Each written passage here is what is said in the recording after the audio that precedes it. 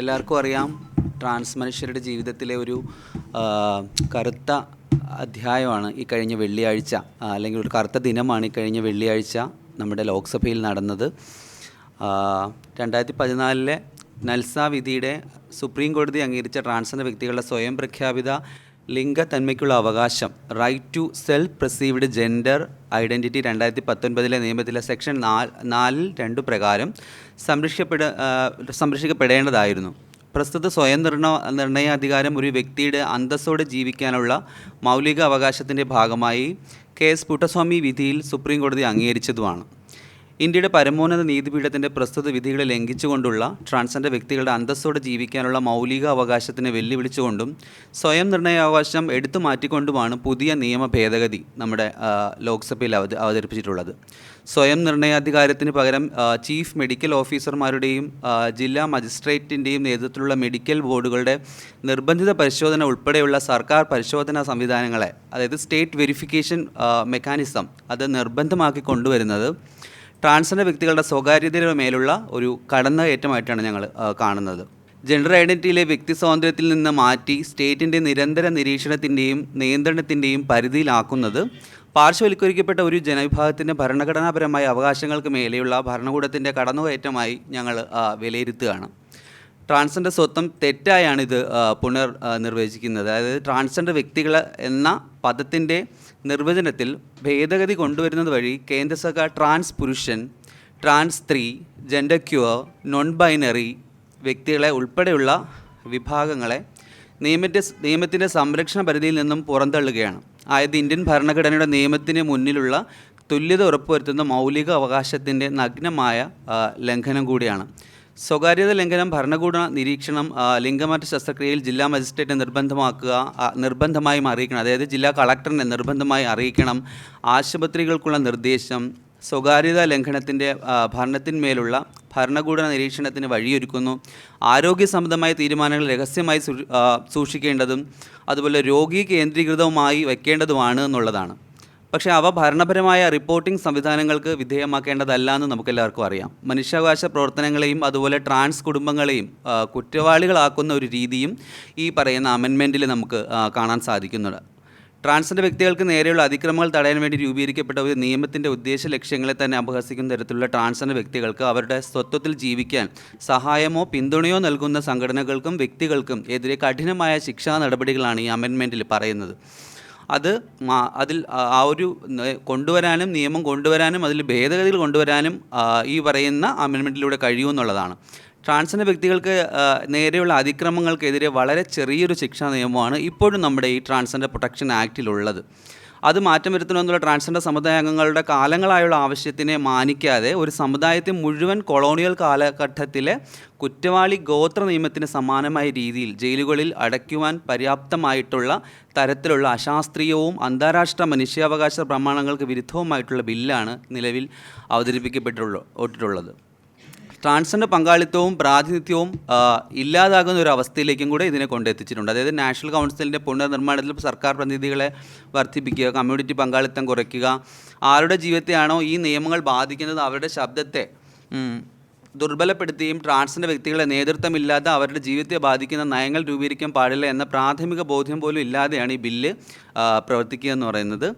ഈ ട്രാൻസ്ജെൻഡർ സമുദായത്തിൻ്റെ മൗലിക വശങ്ങളെ റദ്ദ് ചെയ്യുന്ന പരമോന്നത നീതിപീഠത്തിൻ്റെ വിധിന്യായങ്ങളെ പോലും ലംഘിക്കുന്ന ഒരു രീതിയാണ് ഈ അമെൻമെൻറ്റിലൂടെ കൊണ്ടുവരാൻ ഉദ്ദേശിക്കുന്നത്. ഇപ്പോൾ ലോക്സഭയിലാണ് ഈ ഒരു അമെൻമെൻറ്റ് എത്തിയിരിക്കുന്നത്. ഇത് രാജ്യസഭയിലും ഒക്കെ പാസ്സായി കഴിഞ്ഞാൽ ഇതൊരു നിയമമായി മാറും. അത് ഞങ്ങളെപ്പോലുള്ള ആളുകളുടെ നിലവിലെ ഒരു നിലനിൽപ്പിനെ വളരെ സാരമായിട്ട് ബാധിക്കുമെന്നുള്ളത് തന്നെയാണ്. ഇത് അന്താരാഷ്ട്ര മനുഷ്യാവകാശ ലംഘനങ്ങളുടെ ഒരു പരിധിയിലും കൂടെ വരുന്ന ഒരു കാര്യമാണ്. മുഴുവൻ ട്രാൻസ് മനുഷ്യരുടെയും പ്രതിനിധിയായി ഞങ്ങൾ അഭ്യർത്ഥിക്കുന്നതെന്ന് പറഞ്ഞാൽ ഈ മനുഷ്യവിരുദ്ധമായിട്ടുള്ള ഈ ബില്ല് പിൻവലിച്ച് ട്രാൻസ്ജെൻഡർ സമുദായത്തോട് കേന്ദ്ര സാമൂഹ്യനീതി വകുപ്പ് മന്ത്രി മാപ്പ് പറയണമെന്നാണ് ഞങ്ങൾ അവകാശപ്പെടുന്നത്. നിങ്ങൾക്കെല്ലാവർക്കും അറിയാം, 2014 സുപ്രീം കോടതി വേർഡിക്റ്റ് ട്രാൻസ്ജെൻഡർ മനുഷ്യരും ഇവിടെ ഒരു ജെൻഡർ വിഭാഗമാണ് എന്നുള്ള വേർഡിക്റ്റ് വന്നതിന് ശേഷം ഇന്ത്യയിൽ തന്നെ ആദ്യമായി ഒരു ട്രാൻസ്ജെൻഡർ പോളിസി പാസ്സാക്കിയ സംസ്ഥാനമാണ് കേരളം എന്ന് പറയുന്നത്. അത് ഇന്ത്യയിൽ തന്നെ അങ്ങനെ ഒരു സംവിധാനം വരുന്ന ആദ്യത്തെ സംസ്ഥാനമാണ്. അപ്പോൾ അതുവരെ വലിയ പുരോഗതി ഇല്ലാതിരുന്ന ഒരു ഘട്ടത്തിൽ നിന്ന്, അതായത് ഇന്ത്യയിലെ ട്രാൻസ് മനുഷ്യരുടെ ഒരു പുരോഗതി എന്ന് പറയുന്നത്, പ്രത്യേകിച്ച് കേരളത്തിലെ പുരോഗതി എന്ന് പറയുന്നത് തുലവും തുച്ഛമായിരുന്നു എന്നുള്ളതാണ്. അപ്പോൾ അതിൽ നിന്ന് വലിയൊരു മാറ്റം 2015 കേരള ട്രാൻസ്ജെൻഡർ പോളിസി കൊണ്ടുവന്നിട്ടുണ്ടായിരുന്നു കേരളത്തിൽ. അപ്പോൾ അതിലൂടെ നമ്മുടെ സംസ്ഥാനം നിരവധിയായിട്ടുള്ള പ്രവർത്തനങ്ങൾ നമ്മുടെ സംസ്ഥാനത്തിൽ ട്രാൻസ് മനുഷ്യരുടെ ജീവിതം മാറ്റുന്നതിലേക്ക് കൊണ്ടുവന്നു. അപ്പോൾ അത്തരത്തിലുള്ള വിവിധ സംസ്ഥാനങ്ങളുടെ പ്രവർത്തനങ്ങളെയൊക്കെ പുറകോട്ടടിക്കുന്നതിനും ഈ മനുഷ്യരെ ഒരു ഇരുണ്ട കാലഘട്ടത്തിലേക്ക് തള്ളിവിടാനും മാത്രമേ ഈ ഒരു അമെൻമെൻറ്റ് കൊണ്ട് കഴിയൂ എന്നാണ് ഞങ്ങൾ മനസ്സിലാക്കുന്നത്. ഞങ്ങളുടെ ഈ ഒരു ലോക് ഭവനിലേക്കുള്ള മാർച്ചിൽ കക്ഷി രാഷ്ട്രീയ ഭേദമന്യേ, സംഘടനാ ഭേദമന്യേ എല്ലാ വിഭാഗത്തിലുള്ള ട്രാൻസ് മനുഷ്യരും പങ്കെടുക്കുന്നു എന്നുള്ളതാണ്. എല്ലാവരുടെയും സംയുക്തമായിട്ടുള്ള ഒരു യോജിപ്പിലൂടെയാണ് ഞങ്ങളുടെ ഈ ഒരു പ്രതിഷേധ മാർച്ച് ലോക് ഭവനിലേക്ക് നടക്കുന്നത്. ഇതിന് വ്യക്തമായിട്ടുള്ള ഒരു മാധ്യമ ശ്രദ്ധ, അല്ലെങ്കിൽ ഇത് ജനങ്ങളിൽ എത്തിക്കുന്നതിൽ ഏറ്റവും കൂടുതൽ സഹായിക്കുന്നത് മാധ്യമ സുഹൃത്തുക്കളാണ്. അപ്പോൾ അത് ഞങ്ങൾക്ക് എല്ലാ കാലത്തും ഉണ്ടായിട്ടുണ്ട്. ഞങ്ങളുടെ ഈ ഒരു പ്രതിഷേധ മാർച്ചിലും ഉണ്ടാകണമെന്നും ഞങ്ങളുടെ ഈ ഒരു ആവശ്യങ്ങൾ കൃത്യമായിട്ട് സമൂഹത്തിൽ എത്തിക്കണമെന്നും കൂടെ ഞങ്ങൾ എല്ലാവരോടും അഭ്യർത്ഥിക്കുകയാണ്. രാവിലെ 10 മണിക്ക് നമ്മുടെ പാളയം രക്തസാക്ഷി മണ്ഡപത്തിൽ നിന്നാണ് മാർച്ച് ആരംഭിക്കുന്നത്. എൻ്റെ കൂടെ ട്രാൻസ് സുഹൃത്തുക്കൾ കുറച്ച് പേരുണ്ട്, വിവിധ രാഷ്ട്രീയ സംഘടനാ മേഖലകളിലുള്ളവരുണ്ട്. അവരെയും കൂടെ നിങ്ങൾക്ക് കേൾക്കാം. എല്ലാവർക്കും നമസ്കാരം. എൻ്റെ പേര് സന്ധ്യ രാജേഷ് എന്നാണ്. ഈ ബില്ല് പാസ്സായി കഴിഞ്ഞാൽ ഞങ്ങൾ ട്രാൻസ് സമൂഹത്തിന് തന്നെ വളരെയധികം ബുദ്ധിമുട്ടുകൾ നേരിടേണ്ടി വരും. കാരണം 2014-15 ട്രാൻസ്ജെൻഡർ പോളിസി പാസ്സായതിനു ശേഷം ഒരുപാട് പേരുടെ കഷ്ടപ്പാടിൻ്റെ ഫലമാണ് പോളിസി പാസ്സായതും. നമ്മൾ ഒരുപാട് കഷ്ടപ്പെട്ട് ആണ് ജീവിച്ച് വന്നത്. പലതും നേരിടേണ്ടി വന്നിട്ടുണ്ട്. ട്രാൻസ്ജെൻഡർ പോളിസി പാസ്സായ കാലമായിട്ടും ഇപ്പോഴും നേരിട്ടുകൊണ്ടിരിക്കുന്ന ഒരുപാട് പ്രശ്നങ്ങളുണ്ട്. അതിൻ്റെ കൂടെ ഈ ബില്ലൂടെ പാസ്സാകുമ്പോഴത്തേക്ക് ഇവിടെ വരെ എത്തിയിട്ട് ഇനിയും ആദ്യം തൊട്ട് തുടങ്ങണമെന്നുള്ള കാര്യം ഓർക്കുമ്പോൾ വളരെയധികം വിഷമമുണ്ട്. ഇപ്പോൾ തന്നെ ജീവിതത്തിൻ്റെ എല്ലാവർക്കും ഇതിന് കഷ്ടപ്പെട്ട പലർക്കും പകുതി ഭാവവും കഴിഞ്ഞു. അതിന് ശേഷവും ഇങ്ങനെ നമ്മുടെ ഇഷ്ടം അനുസരിച്ച് ജീവിക്കാൻ പറ്റത്തില്ല, നമ്മുടെ ജെൻഡർ ഡോക്ടർ തന്നെ പറയണം എന്നൊക്കെയുള്ള കാര്യം ഓർക്കുമ്പോൾ വളരെയധികം വിഷമമുണ്ട്. കൂടാതെ നാളെ നടക്കുന്ന രാജ്ഭവൻ മാർച്ചിൽ എല്ലാ മീഡിയാസിൻ്റെയും നാട്ടുകാരുടെയും എല്ലാ സഹായം ഞങ്ങൾ പ്രതീക്ഷിക്കുന്നു.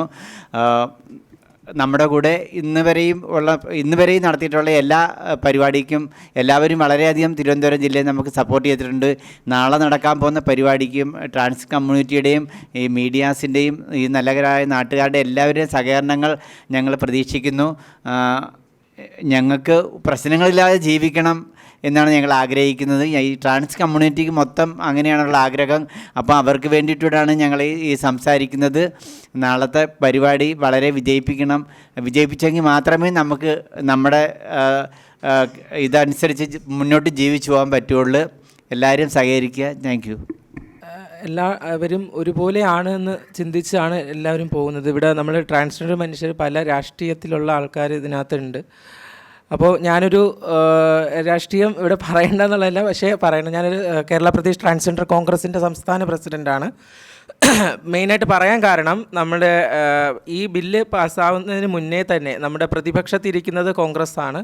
അപ്പോൾ ഞങ്ങളുടെ AICC ജനറൽ സെക്രട്ടറി KC വേണുഗോപാലിനും അതുപോലെ തന്നെ മറ്റു MPമാർക്കും ഈ നിർദ്ദേശം കൃത്യമായി അറിയിച്ചിട്ടുണ്ട്. അവർ നടക്കുന്ന ഇപ്പോൾ ഈ ഒരു ഇലക്ഷൻ സമയമായതുകൊണ്ട് ഇതിൻ്റെ ഇടയിൽ കൂടെയാണ് ഇങ്ങനെ ഒരു സംഭവം കൂടെ കൊണ്ടുവന്നിരിക്കുന്നത്. ഇപ്പം കേരളത്തിലുള്ള എന്നല്ല, ഇന്ത്യയിലുള്ള എല്ലാ ട്രാൻസ്ജെൻഡർ മനുഷ്യർക്കും ഇതൊരു വലിയ പ്രശ്നം തന്നെയാണ്. തീർച്ചയായിട്ടും ഇതിന് എഗൻസ്റ്റായിട്ട് തന്നെ ഞങ്ങൾ എല്ലാവരും ഒത്തൊരുമയോടുകൂടി തന്നെ നിൽക്കും. നാളെ നടക്കുന്ന ലോക് ഭവനിലേക്കുള്ള മാർച്ചിൽ നിങ്ങളെല്ലാ മീഡിയാസിനെയും ഞങ്ങൾ സ്വാഗതം ചെയ്യുന്നു. എങ്ങനെയാണെന്ന് വെച്ചാൽ നമുക്ക് അത് ട്രാൻസ്ജെൻഡർ എന്നുള്ള ഒരു കാറ്റഗറിയിലേക്കായിരുന്നു ഉണ്ടായിരുന്നത്. ഇപ്പോൾ നോൺ ബൈനറി ആയിട്ടുള്ള മനുഷ്യരും അതോടൊപ്പം തന്നെ ജെൻഡർ ഫ്ലൂയിഡ് ആയിട്ടുള്ള മനുഷ്യന്മാരും എല്ലാം ട്രാൻസ്ജെൻഡർ എന്നുള്ള കാറ്റഗറിയിലേക്കായിരുന്നു നമുക്ക് 2019 ബില്ല് ഉണ്ടായിരുന്നത്. ഇപ്പോൾ നിലവിൽ നമ്മളുടെ ജെൻഡർ ഏതാണെന്ന് പോലും നമുക്ക് നിശ്ചയിക്കാൻ പറ്റാത്ത രീതിയിലേക്കുള്ളൊരു ഇതാണ് വന്നിട്ട്. അപ്പോൾ എല്ലാവരും നമ്മളുടെ ഈ ഒരു മാർച്ച് സപ്പോർട്ട് ചെയ്യുക. അതോടൊപ്പം തന്നെ ഞങ്ങളുടെ കമ്മ്യൂണിറ്റിയിലുള്ള പല ആളുകളും ഇപ്പോഴും ഭയങ്കര ട്രോമയിൽ തന്നെയാണ് ഈ ഒരു ബില്ല് വന്നതിന് ശേഷം. മെൻ്റലി പല ആളുകൾക്കും പലതരത്തിലുള്ള പ്രശ്നങ്ങളുണ്ട്. അത് നിങ്ങൾക്ക് അത് എങ്ങനെ പറഞ്ഞാൽ മനസ്സിലാവും എന്നുള്ളതിനെക്കുറിച്ച് അറിയില്ല. അപ്പോൾ കാരണം പല ആളുകളും ഈ ഒരു ബില്ല് വന്നപ്പോൾ നമ്മൾ ഇത്തരത്തിലുള്ള പ്രൊട്ടസ്റ്റുകൾ നടത്തുന്ന കാര്യം പറഞ്ഞപ്പോൾ അവർ ചോദിച്ചൊരു ചോദ്യമാണ്, നിങ്ങൾ എന്തിനാണ് ഇത്രയും ഓവർ റിയാക്ട് ചെയ്യുന്നത് എന്ന്. നമ്മൾ ഓവർ റിയാക്ട് ചെയ്യുന്നതല്ല, ഇത് ഞങ്ങളുടെ ജീവിതമാണ്, ഞങ്ങളുടെ ലൈഫാണ് അല്ലേ. ഇപ്പോൾ ഞങ്ങളുടെ ലൈഫിന് വേണ്ടിയിട്ട് പൊരുതേണ്ടത് ഞങ്ങളാണ്. ഞങ്ങൾ ഇങ്ങനെ തന്നെ പൊരുതും. ഞങ്ങൾ പൊരുതിയാണ് ഇത്രയും വിസിബിലിറ്റി ഉണ്ടാക്കിയിട്ടുള്ളതും ഇനിയും ഞങ്ങൾ ഇങ്ങനെ തന്നെയായിരിക്കും. അപ്പോൾ എനിവേ, താങ്ക് യു. സുപ്രീം കോടതിയുടെ നൽസ വിധിയെ ലംഘിക്കുന്ന ട്രാൻസ്ജെൻഡർ വ്യക്തികളുടെ മൗലിക അവകാശങ്ങൾ റദ്ദ് ചെയ്യുന്നതുമായ അന്താരാഷ്ട്ര യോഗ്യകർത്ത തത്വങ്ങൾക്ക് വിരുദ്ധമായതും ട്രാൻസ്ജെൻഡർ അവകാശ സംരക്ഷണ നിയമത്തിൽ, അതായത് 2019 ട്രാൻസ്ജെൻഡേഴ്സ് പ്രൊട്ടക്ഷൻ ആക്ടിൽ അന്തസ്സത്തയെ തകർക്കുന്നതുമായ ട്രാൻസ്ജെൻഡർ നിയമം ഭേദഗതി ബില്ല് 13/3/2026 ലോക്സഭയിൽ കേന്ദ്ര സാമൂഹ്യനീതി വകുപ്പ് മന്ത്രിയായിട്ടുള്ള ഡോക്ടർ വീരേന്ദ്രകുമാറാണ് അവതരിപ്പിച്ചത്. സാമൂഹ്യനീതിയെ വെല്ലുവിളിക്കുകയും ഒരു സമുദായത്തിൻ്റെ ഭരണഘടനാപരമായ അവകാശങ്ങൾ മുകളിലുള്ള കടന്നുകയറ്റവുമാണ് ഈ ബില്ല് എന്ന് ഞങ്ങൾ കരുതുകയാണ്. അത് പിൻവലിക്കുക എന്നുള്ളതാണ് ഞങ്ങളുടെ ആവശ്യം. അതുമാത്രമല്ല, ഓൾറെഡി തന്നെ ആവശ്യത്തിലധികം വെള്ളം ചേർത്തുകൊണ്ടാണ് ട്രാൻസ്ജെൻഡർ പ്രൊട്ടക്ഷൻ ആക്ട് നമുക്കിപ്പോൾ നിലവിലുള്ളത്. അതിൽ കൃത്യമായിട്ടുള്ള ഭേദഗതികൾ ഉണ്ടാക്കണം. ഈ മനുഷ്യരെ സംരക്ഷിക്കുന്ന രീതിയിലുള്ള ഭേദഗതികൾ കൃത്യമായിട്ട് ഉണ്ടാക്കണമെന്ന് നിരവധി തവണ നിരന്തരം ഞങ്ങൾ ആവശ്യപ്പെട്ടുകൊണ്ടിരിക്കുകയാണ്. അപ്പോൾ അതിന് ഈ ഒരു പ്രതിഷേധവും കൂടെ ഒരു കാരണമാകട്ടെ എന്നും കൂടെ ഞങ്ങൾ കരുതുകയാണ്. ഇവിടെ ഇന്ന് ഇപ്പോൾ എന്നോടൊപ്പം ഉണ്ടായിരുന്നത് സന്ധ്യ രാജേഷാണ്, ജില്ലാ ട്രാൻസ്ജെൻഡർ ജസ്റ്റിസ് ബോർഡ്, അതുപോലെ കോൺഗ്രസ് പ്രവർത്തകയായിട്ടുള്ള അമയ പ്രസാദ്, അതുൽ.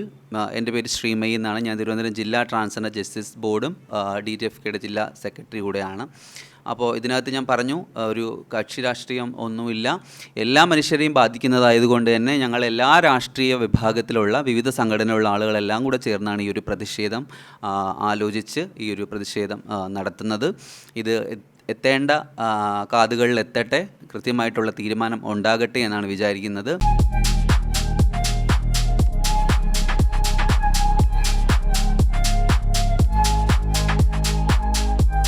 വാഗമൺ സ്പൈസസ്. വാഗമണിലെ എല്ലാ ഒറിജിനൽ പ്രോഡക്ട്സും തിരുവനന്തപുരത്ത് ഒരു കുടക്കീഴിൽ ജ്യോതിപുരം ഫുഡ് സേഫ്റ്റി ഓഫീസിന്റെ മുൻവശത്ത്.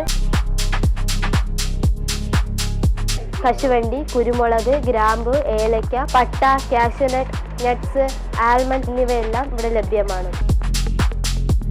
ഞങ്ങളുടെ സഹോദര സ്ഥാപനം Vagamon spices dry fruits and drinks വാഗമണിൽ ചോറ്റുപാറയിലും ഇപ്പോൾ ആരംഭിച്ചിരിക്കുന്നു.